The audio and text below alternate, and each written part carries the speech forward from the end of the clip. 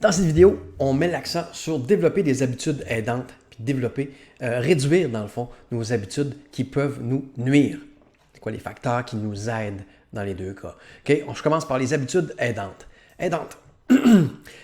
Il y a des avantages à développer des habitudes. La première, c'est que quand c'est rendu une habitude, on n'est plus obligé d'y penser, on n'est plus obligé de se motiver à.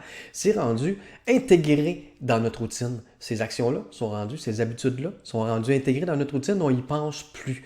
On n'a plus besoin de se reposer encore des questions. On agit par automatisme, c'est intégré. Bon, parfait.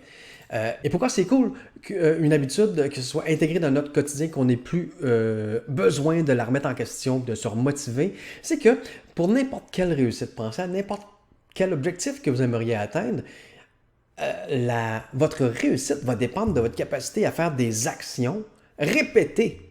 Le terme important étant répété dans le temps. Faites n'importe quelle action pendant une semaine, ça ne changera pas grand-chose à rien dans votre vie. Faites-la pendant plusieurs mois, voire pendant plusieurs années. Pendant plusieurs années, c'est évident qu'au bout de ces années-là, vous ne serez pas à la même place que vous êtes présentement. Vous allez avoir progressé, peut-être même atteint votre objectif. Donc, pour faire des actions répétées sans s'épuiser, il faut que ces actions-là deviennent des habitudes. On n'a plus besoin d'y penser, on les fait par automatisme. Il y a des règles pour nous aider à développer ces fameuses habitudes-là. Et les voici. Bon, règle numéro 1. Il faut rendre cette habitude-là évidente. Évidente, ça veut dire quoi? Il faut y donner une place automatique dans nos vies. Quand est-ce que vous allez faire cette nouvelle habitude-là? Quand est-ce que vous prévoyez la faire? Puis l'idéal, c'est de la placer juste après une habitude qui est déjà acquise, puis qui revient idéalement à tous les jours. Hein? Toujours idéalement à tous les jours. Pourquoi? Parce que ce qui va créer l'habitude, c'est la répétition. Si vous faites un comportement une fois par semaine, l'habitude est vraiment plus longue à prendre et vraiment plus à risque même de ne pas prendre que si vous faites la même action plusieurs fois par jour. On est mieux de faire plusieurs fois par jour des petits moments de cette action-là que de faire une longue fois dans cette journée-là. Okay? C'est la répétition qui dicte à votre cerveau que cette chose-là est importante. Elle revient souvent. Elle est importante, elle est importante, elle est importante. Et là, à un moment donné, on va voir ça, si on ne l'a pas déjà vu dans le chapitre sur la biologie du comportement, à un moment donné, il y a des connexions neuronales qui se forment à force de répétition. Parce que justement, ton cerveau arrive à la conclusion, à un moment donné, écoute, il me fait faire ça à répétition. Il me demande de faire ça à répétition, puis là, j'en arrache. Parce que avant que je fasse ce nouveau comportement-là, un comportement, c'est quoi pour l'approche biologique? C'est des apprentissages qui s'illustrent par des connexions de neurones ensemble. Au début, ces neurones-là n'étaient même pas connectés. C'est pour ça qu'on a de la difficulté à faire des nouvelles choses, puis qu'on n'est pas tant bon au début, puis qu'à un moment donné, n'importe quel sportif dans la classe, n'importe quel musicien, c'est ça. Au début, dans ton sport, tu es bien meilleur là, puis il y a des mouvements que tu n'as même plus besoin d'y penser. Tu sais exactement le bras, la jambe, le transfert de poids. Tu n'es pas obligé de penser à ça, ça se fait automatiquement. Mais avant que ça devienne automatique, il a fallu que tu le répètes souvent. Même chose pour apprendre un instrument de musique. Là, peut-être que tu n'y penses même pas. Tu n'es pas obligé de penser tes doigts sont-ils à la bonne place. Tes doigts sont à la bonne place, mais au début, ça prenait toute ton énergie pour placer tes doigts à la bonne place. Il n'y avait pas de connexion. Avec la répétition, ça crée des connexions. Donc, et plus ces connexions-là sont fortes, plus tu es capable de faire ce comportement-là sans ressources, sans y penser. Ça se fait de façon automatique. Donc, c'est vers ça qu'on veut aller. Donc, on va ancrer cette nouvelle habitude-là, on dirait, par-dessus une habitude qui est déjà acquise. Par exemple, je veux marcher, il faut que je me dise quand je vais aller marcher. Pas quand je vais avoir le temps. Non, quand je vais avoir le temps, à un moment donné, tu vas être stressé, tu n'en auras plus de temps, puis tu n'iras pas, puis ça ne deviendra jamais une habitude. Tu vas, comme des blocs Lego, tu vas empiler ça sur une habitude que tu fais déjà tout le temps. Par exemple, tu soupes, après souper, ton objectif, aller marcher. Ça, c'est la première étape. Tu rends ça évident. Rends ça évident aussi, tu vas mettre dans ton environnement des choses qui vont te rappeler ton objectif d'aller marcher. Fait que si c'est après souper, puis là, il faut que tu ailles fouiller à gauche, à droite pour trouver tes souliers, puis ton petit foulard ou je sais pas quoi, c'est plus compliqué. Puis ça t'enlève des chances de le faire. Donc, puis on va y revenir dans le critère ici, facile. Bon. Ensuite, attirant. Une deuxième règle qui facilite le développement d'habitude, c'est qu'il faut que ton habitude elle devienne attirante. Fait que ta nouvelle habitude, tu vas la faire. Là, je t'ai dit, tu la fais après une habitude que tu as déjà acquis. Bon, parfait.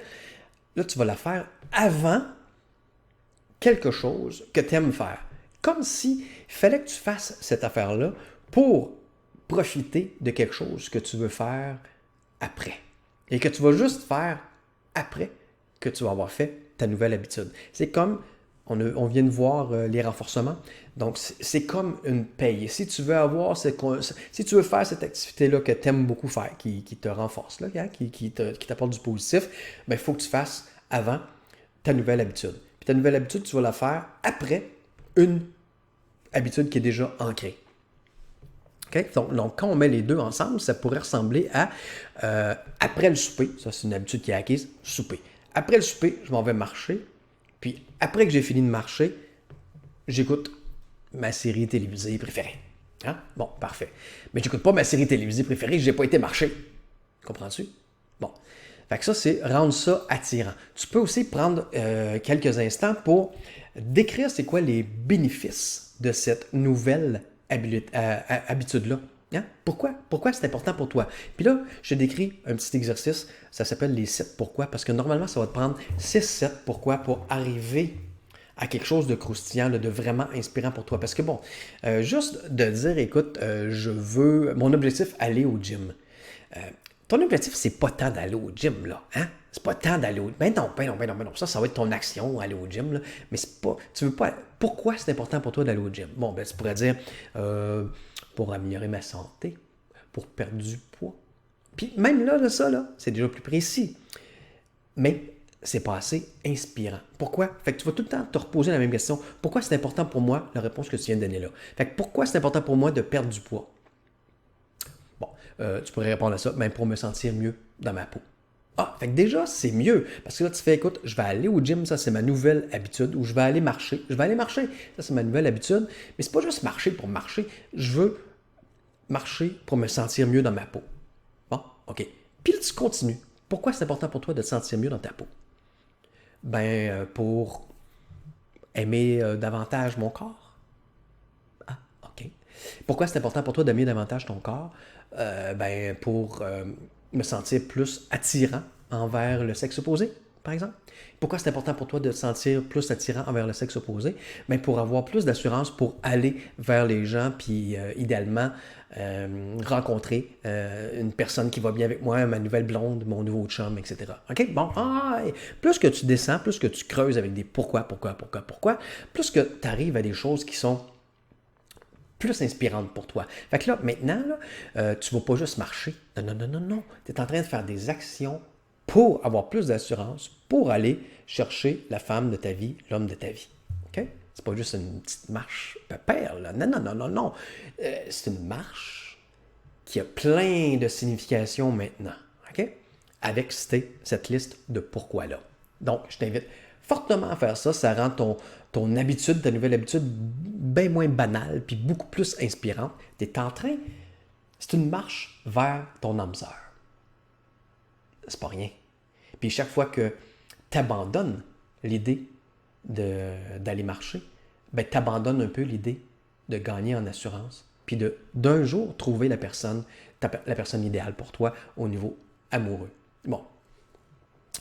OK. Alors, dans le fond, c'est ça, hein? Ça nous donne des renforcements, ça. Puis c'est comme une association, un conditionnement classique. Marcher, boum! C'est associé à trouver la femme de ma vie, avoir l'assurance d'aller vers la femme de ma vie. Puis trouver la femme de ma vie, ça m'amène de l'excitation, ça m'amène de l'espoir, ça m'amène de l'amour, etc. Donc, marcher m'amène de l'espoir, m'amène de l'amour, m'amène de l'assurance. On commence à donner à donner de l'ampleur, de l'importance au simple fait d'aller prendre une marche après souper. Et c'est ça qu'on veut rentrer dans notre cerveau, programmer dans notre tête. OK? Bon. Après ça, l'autre règle, facile. Écoute, L'erreur qu'on fait souvent quand on se donne un objectif, c'est qu'on se donne l'objectif quand on est au sommet de notre motivation. Là, on en a plein derrière, on est tanné, là, on est décidé, go, go, go, on est super motivé. Il y a quelque chose qui est arrivé, ça nous a donné plein de motivation. Puis là, on se donne un objectif de fou. Un objectif de fou dans le sens qu'il y a bien de l'allure peut-être, mais il est trop. Il est trop. Puis là, on est capable de le faire la première semaine, la deuxième semaine, parce qu'on est en feu. Puis après, la vie nous rattrape. Puis là, on manque de motivation, puis on s'est donné tellement un objectif élevé que là, on voit bien qu'on n'est pas capable de le faire, puis on l'abandonne. Puis le problème avec le fait d'abandonner un objectif tu sais, qu'on s'est assis au moment donné, puis qu'on a fait, c'est important pour moi, ça je veux l'atteindre, c'est que là, on pense que, parce qu'on oublie que c'est parce qu'on s'est donné un standard trop haut que là, on n'est pas capable de suivre, puis on se dit qu'il nous manque quelque chose. Et on n'a pas ce qu'il faut, nous, pour réussir cet objectif-là, pire encore, pour réussir dans la vie. OK? Fait que pour éviter de faire ça, il faudrait idéalement, et c'est ce que je vous invite à faire, de vous donner un objectif de base, là, que même dans une semaine où vous n'avez pas bien de temps, vous n'êtes pas bien motivé, vous êtes capable de faire cette nouvelle habitude-là pareil. Pourquoi? Parce qu'elle est facile à faire. Puis un des critères dans notre société très occupée, c'est le temps. Donc, il ne faut pas que ça prenne beaucoup de temps. Dans le livre que je viens de finir de lire, ils nous suggèrent que pour une nouvelle habitude, quelque chose que je n'ai jamais fait encore, là, vas-y avec 2 minutes. 2 minutes. Même dans ta pire semaine, là, même bien fatigué, pas motivé, tu es capable de faire quelque chose pendant 2 minutes. Puis là, ben, tu as le sentiment que tu l'as fait. Le sentiment de accompli, mission accomplie, plutôt que je suis un échec, j'ai encore pas réussi. OK? Ça ne t'empêche pas de peut-être l'intensifier avec le temps, mais n'oublie pas que ce qui est important, c'est la répétition. Fait qu'on veut, ne sous-estime pas l'impact de faire des petits changements, mais qu'à long terme, va te donner des gros résultats. Si, puis ça, on le voit, un exemple qui vient de me popper dans la tête, là, mettre de l'argent de côté là, chaque semaine. Là. Si tu commences ça à ton âge à toi, là, mettons faire un chiffron à 20 ans, là, tu mets, je sais pas moi, tu mets 50 piastres, 50 $ par paye de côté, ben écoute, 50 $, c'est peut-être pas grand-chose, tu vas dire 50 $ par semaine, c'est pas grand-chose. Bon, parfait, tu mets ce que tu peux, puis dans 10 ans, calcule ça, là, dans 10 ans, comment tu en as de côté, dans 20 ans, dans 30 ans, il n'y a rien qui t'empêche, effectivement, quand tu vas être dans ta vraie carrière, quand tu vas faire un salaire plus important que là, d'augmenter ce montant-là. Mais si tu fais, c'est juste 50 $, ça ne donnera pas grand-chose, puis tu sais, garde bon, ben tu ne le commences pas. Puis tu te retrouves pareil 30 ans plus tard, mais tu n'as pas d'argent de côté. OK? Donc, si c'est important pour toi de mettre de l'argent de côté, ben dis-toi, commence avec des petites habitudes. Mets-toi, si 50 $ c'est trop, mets-toi 10 $. Mais si c'est important pour toi de mettre de l'argent de côté, mets-toi-en de côté pour que même quand tu as une dure semaine, même quand tu as des dépenses inattendues, ben, tu es capable de mettre ce montant-là avec régularité. Bon. Même affaire pour n'importe quel autre objectif. L'important, c'est la répétition plus que la durée, parce que c'est la répétition qui dit à ton cerveau « Hey, c'est important ce comportement-là, mets-moi des ressources là-dessus, fais-moi des connexions de neurones pour qu'à un moment donné, ça devienne une habitude et que je ne sois plus obligé de me motiver pour le faire, c'est rendu intégré dans ma routine. » Bon, c'est ça qu'on veut. Pour le rendre facile aussi, ta nouvelle habitude, ben, assure-toi que si tu as besoin de matériel pour ne pas te blesser, mettons, ou pour faire ça avec plus de facilité ou plus de plaisir, bien, surtout qu'il est là le matériel, tu sais, investis un peu, puis va te chercher le matériel parce que sinon, ben, mettons un risque de blessure, si tu te blesses, ben, tu viens d'associer le fait de aller prendre tes marches, mettons, ou de faire ton sport, je ne sais pas trop quoi, à des risques de blessure, ça c'est négatif.